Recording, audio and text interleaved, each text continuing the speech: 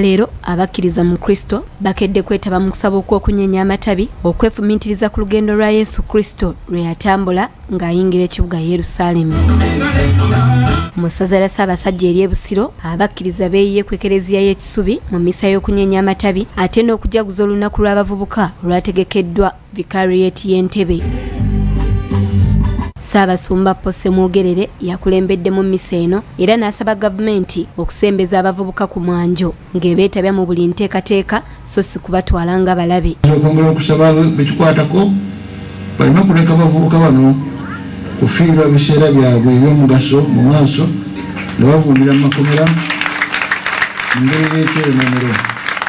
Ate yo ku lutikko e Rubaga zigenza okuwera ssaawa 4 ez'okumakya ng'Abakristo okuva mu bitundu eby'enjawulo beeyiye ku lutikko e Rubaga okwetaba mu mmisa y'okunyenya amatabi ng'omukolo oguggulawo wiiki entukuvu ekulembera amazuukira ga Yesu. Father Alex Kabanjira yakulembeddemu ekitambiro kya mmisa kino ng'atandise n'akuwa amatabi mukisa oluvannyuma olunyiriri olukulembeddwamu abasosodooti ne lwolekera ekereziya.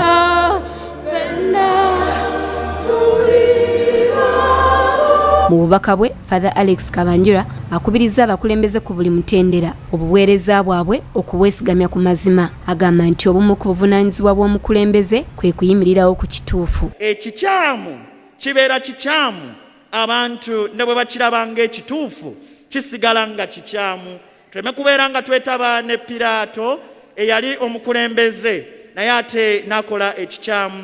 Omukulembeze omutuufu ye yandibadde anywerera ku mazima. Asabye Abakristu okweyambisa ekiseera kino ekitukuvu okwekuba mu ttooki n'okwefumiitiriza ku bikolwa byabwe balongoose enkolagana yaabwe ne Katonda. Twekaabira olw'ebibi byaffe olw'okwonoona kwaffe ate twenenye.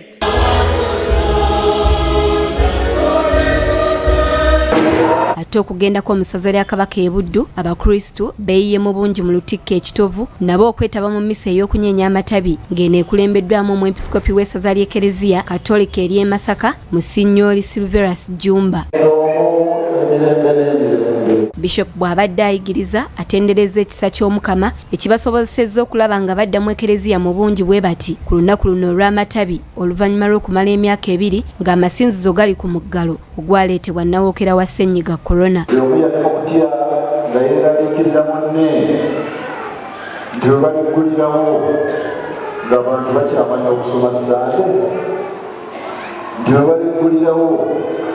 Ng'abantu bakyafikira okukuza amatabi mu kitiibwa ekisaanidde nga bwekikuzizza olwaleero muli bampisa. Ono akubiriza abakkiriza Ssabbiiti eno entukuvu bagyeyambisa okwekuba mu mitima naddala nga beefumiitiriza ku ssaawa esembayo nga bava mu nsi eno n'abasaba n'ebyo ebibasoomooza okubigatta ku musalaba gwa Yesu Kristu bave mu kuwankawanka n'ebintu by'ensi. Twesabire Mukama waffe Yesu Kristu ng'atukulembere omutima gwaffe weewunzikirire mu Mukama. Mmisa eno yeetabiddwamu omwami wa Kabaka amulamulirako essaza lye ery'e Buddu Ppookino Jude Muleke era yeebazizza Ssaabalamuzi Alfonso Winnie-Ddolo olw'okuvaayo mu lwatu ne yeetondera Obwakabaka bw'atyo n'asaba Abakristu okumutwala ng'ekyokulabirako. Ndabye abatukulembera munzikirize mwongere kuba yakola kirungi nnyo. Ssaabalamuzi ngazze okwetoona ng'akabonero akooleka okwenenya. Mbasaba nnyo mu kisiibo kino naffe tukupe omukulembeze waffe oyo. Asabye ab'ebyokwerinda okubeera bulindaala ku mbeera y'ebijambi eyabaluseewo baleme kulinda kutandika kunoonyereza mu kifo ky'okwaŋŋanga embeera nga tennayonooneka. Ate okuvaako omusaza lya Kabaka ery'Essingo omusumba w'ekereziya eya Kiyinda Mityana era nga ye ssentebe w'abeepiskopi mu ggwanga Bishop Joseph Anthony Ziwa yakulembeddemu okuyimba ekitambiro kya mmisa ey'okunyenya amatabi. Abavubuka bonna atambula ne Yesu buli w'ogenda ensi eno ejja kubeeramu emirembe mingi nnyo.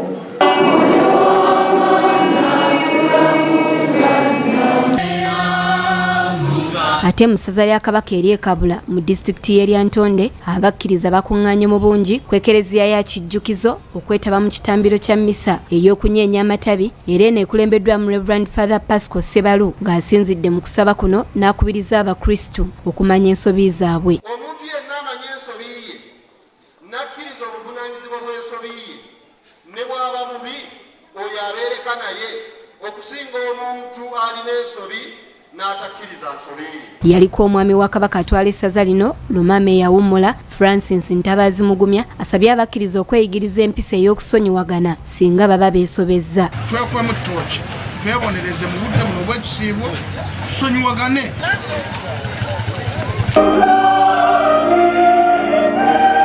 Wano mu Kampala abayimbi aba Christ the King Choir bayimbye ennyimba ez'amaloboozi ezikulembeddemu ssabbiiti entukuvu eya Mukama waffe Yesu Kristo okunnyonnyola engeri gye yabonyaabonyezebwamu ku musaalaba Gologoosa.